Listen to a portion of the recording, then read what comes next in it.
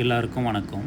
இந்த வண்டி கூட இருக்க இன்ஜினை கழட்டி பக்கத்தில் இருக்க வண்டியில் மாட்டணும். வாங்க எப்படின்னு பார்ப்போம்.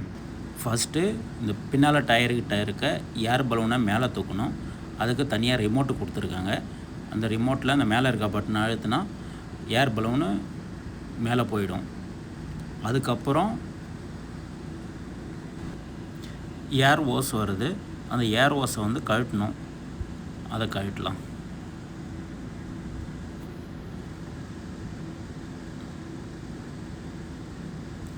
ரெண்டு ஏர் ஓஸ் வரும், ஒரு கேபிள் வரும்.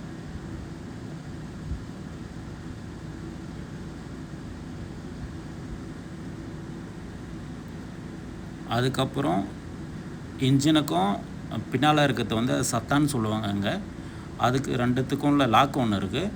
அந்த லாக்கை வந்து ஓப்பன் பண்ணணும்.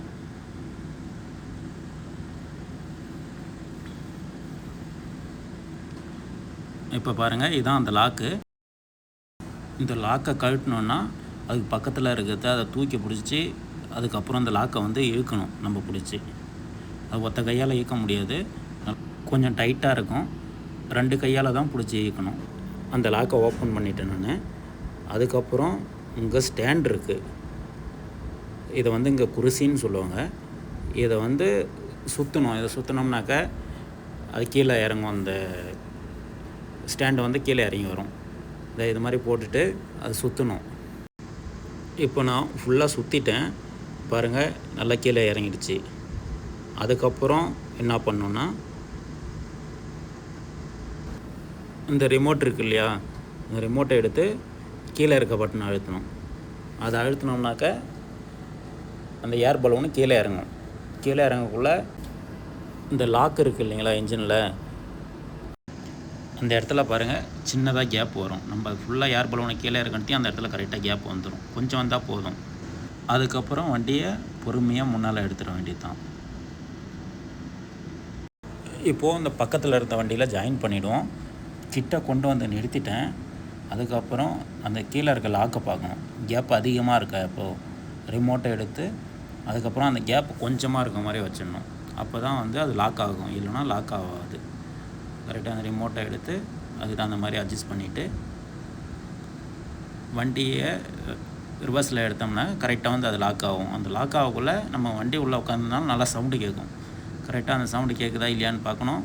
அதுக்கப்புறம் போய்ட்டு அது லாக் ஆகிடுச்சா, அந்த சைடில் இருந்த பின்னை வந்து கரெக்டாக உட்காந்துச்சான்னு பார்க்கணும். அதுக்கடுத்து இந்த ஏர் பலூன் இருக்கு இல்லையா, அதை வந்து மேலே தூக்கணும்.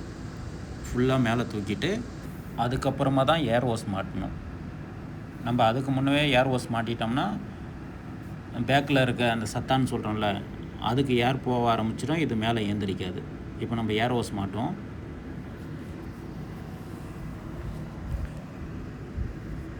இந்த ஏர் ஓஸ் ஜாயின் பண்ணுறது வந்து ரெண்டு டைப் வரும். இது வந்து ப்ரெஸ் டைப்பு, இன்னொன்று வந்து லாக் டைப் வரும். இது வந்து நல்லா ஈஸியாக இருக்கும். அடிக்கடி கழட்டி மாட்டுறதுக்கு நல்லா வசதியாக இருக்கும் இது. அது இல்லாத இந்த ஓஸ் வந்து இதான் மெயின் ஓஸ். இதில் தான் ஏர் போகும். இன்னொரு ஓஸ் வந்து டம்மி. இது மெயின் ஓஸ், இதில் தான் ஏர் போயிட்டுருக்கோம். டம்மி எதுக்கு கொடுக்குறாங்கனாக்கா, அந்த ஏர் இருக்க ஓஸ் கட் ஆகிடுச்சுனாக்கா அந்த டைமில் இந்த டம்மி ஓஸில் ஏர் போக ஆரம்பிச்சிடும். நமக்கு வண்டி நல்லா கண்ட்ரோலாக இருக்கும், பிரேக்கும் நல்லா ஒர்க் ஆக ஆரம்பிச்சிடும். இந்த ஓஸையும் லாக் பண்ணி முடித்தாச்சு. அப்புறம் கரண்ட்டுக்குள்ளே கேபிளும் மாட்டியாச்சு. இதில் எல்லா லைட்டும் ஒர்க் ஆகும். பிரேக்கு, பார்க்கிங்கு, இண்டிகேட்ரு எல்லாமே ஒர்க் ஆக ஆரம்பிச்சிடும். அதுக்கப்புறம் இந்த சைடில் வந்து இந்த இன்ஜினில் இருக்க லாக்கு கரெக்டாக அந்த சத்தான்னு சொல்கிறதுல லாக் ஆகிருக்கா அப்படின்னு சொல்லிவிட்டு செக் பண்ணிவிட்டு அதுக்கப்புறம் இந்த வண்டியில் இருக்க ஸ்டாண்டை வந்து மேலே ஏற்றிடணும். இதை மேலே ஏற்றிட்டு கரெக்டாக லாக் பண்ணிடணும். இதை கழட்டிட்டு விழாத மாதிரி கரெக்டாக லாக் பண்ணி விட்டுட்டாக்க சேஃப்டியாக இருந்துடும். அதுக்கப்புறமா நம்ம நம்பர் பிளேட்டை கழட்டி மாட்டணும். இதுக்கு வந்து ஒரே நம்பர் பிளேட்டு தான் வரும். ஏன்னாக்கா இன்ஜினில் இருக்க நம்பர் பிளேட்டை தான் அந்த பேக்கில் இருக்க இதுக்கும் வரும். அதனால் அதில் இருக்க நம்பர் பிளேட்டை கழட்டி இதில் மாட்டிடணும். எப்போவுமே ரெகுலராக வண்டி மாற்றக்குள்ள அதே மாதிரி கழட்டி மாட்டிக்குவேன். இந்த வண்டியில் பார்த்தீங்கன்னாக்க 3 எக்ஸல் இருக்கும். பேக்கில் சிங்கிள் டயர் தான். 3லுமே சிங்கிள் டயர் தான் வரும். டிஸ்க் பிரேக் வரும். நம்ம பிரேக் அடிக்கிற இடத்துல கரெக்டாக கண்ட்ரோலாக நிற்கும் அந்த வண்டி. இப்போ எல்லா வேலையும் முடிஞ்சிடுச்சு இந்த வண்டியில்.